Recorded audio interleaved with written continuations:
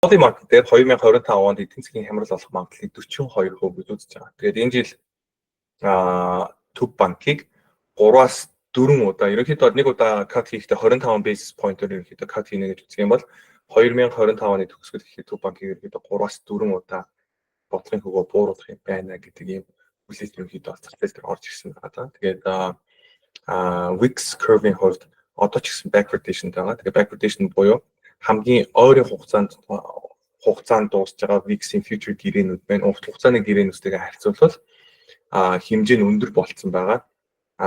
Ийм нөхцөл байдлыг ерөнхийдөө backwardation гэж ярьдаг. Тэгээд энэхүү нөхцөл байна өөрөө юу гэхээр зах зээлийг айгүй тийм эмзэг газраа байгаа юм байна. Эндээс ерөнхийдөө хүчтэй унах боломжтой байна гэдгийг харуулдаг. Тэр юу гэсэн үг вэ гэхээр зах зээл сүүлийн үед бол нэг ойролцоогоор 8.5%, бараг 10% шахуу унтсан байгаа боловч эндээс унах боломжгүй гэсэн үг биш. Харин унах ерөнхийдөө нөхцөл бол бүрэн байна.